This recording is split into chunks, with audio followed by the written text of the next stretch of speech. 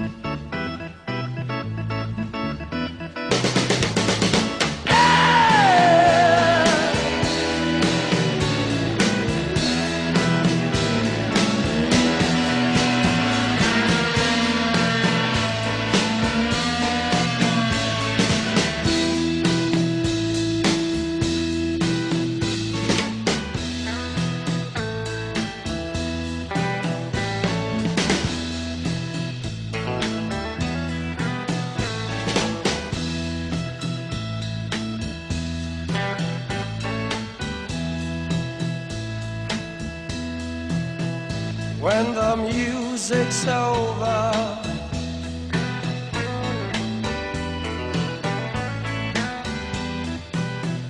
when the music's over here,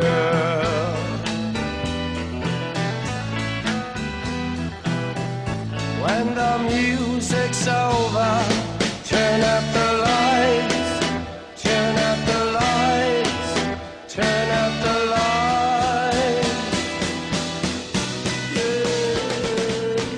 Hi, I'm Glenn. I'm the executive director of this DVD, and well, I wanted to give you a quick synopsis of what we're doing here. Boyd Grafmeyer was the creator of the Seattle Pop, and not only the Seattle Pop, but he also worked with a lot of these bands. As you'll see a list below, you're going to see a lot of names that are really the staple of music today. And Boyd was the guy who believed in them when they were first starting out.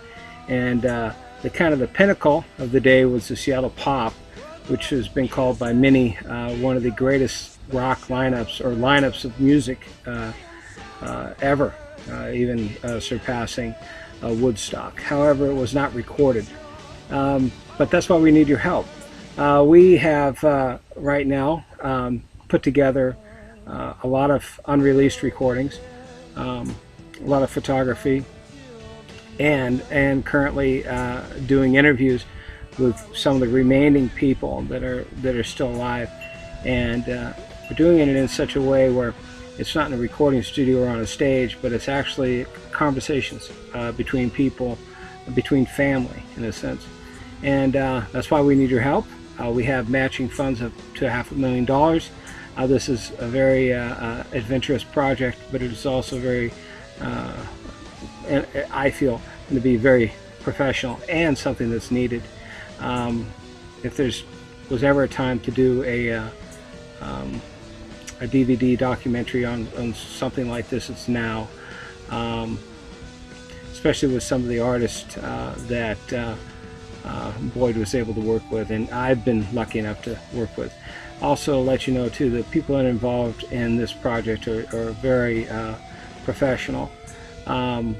We've been doing this a long time. I've been in music for 25 years. I've been a producer for about 20 years, quite a substantial background myself. Boyd, what you'll see speaks for itself, and some of the other people that we have involved in this to make it the documentary of music, the history of music, and in a way that it's family speaking to family. Anyways, I spoke with Boyd last night. I have recorded that conversation right after I'm done with you here. I appreciate you looking at this and be a part of it. You're going to love it. You're going to love what we have to offer. I have put down there on some different bids where you can actually join us in meetings like this where you'll be there. And a few of you will be lucky enough to meet with us and with the actual performers.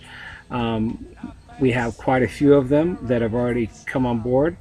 Taj Mahal, Robert Plant, oh geez, I'm sitting outside and enjoying what's left of the day.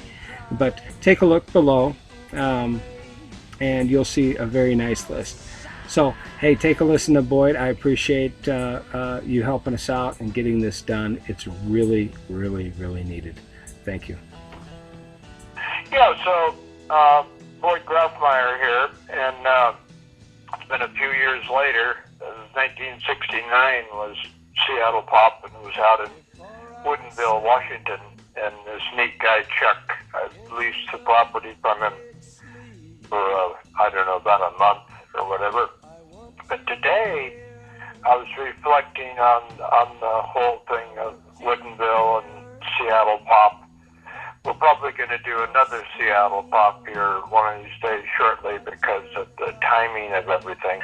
I'm in a good place, and we're going to be able to tell some pretty interesting stories and work with some new musicians, as well as there's a lot of musicians that are alive right now. My good friend Taj Mahal, who's in Berkeley, and then Robert Plant, he's got a house in Nashville, and obviously a house in England or wherever he wants to have houses.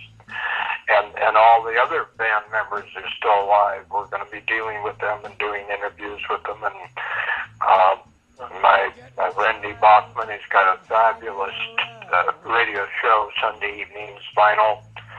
And it's good. I mean, the music is quite powerful. I mean, even a Cat Stevens. I mean, I remember when he walked on the stage there at Seattle Pop, he was just this fabulous man, way before he got into all kinds of rather eccentric things. But I'm more of I see the music as art. I see it as really educational. I see it as something that you could touch, something you could feel. And I think that with the new activity, like, for example, at the 25th anniversary of South by Southwest, they made it very clear. Bruce Springsteen gave a talk to open the festival. It was a 9-day festival. First 3 days had to do with the worldwide activity of the computer. And then there was 3 days of motion picture, film, micro-budget films, and other kinds of films. And then there was music 3 days. But the idea is that music really pulls, I have a feeling it pulls a lot of things. The current radio market is quite ridiculous. I don't even think they know how to play music on the radio. That's my point of view.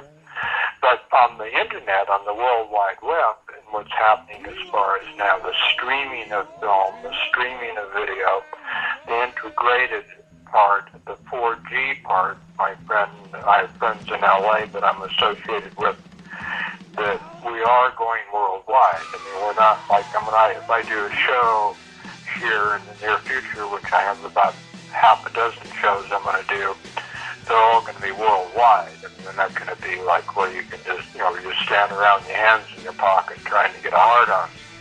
So the idea, or get a soft one on. But the idea is like music is an intellectual, it's an experience.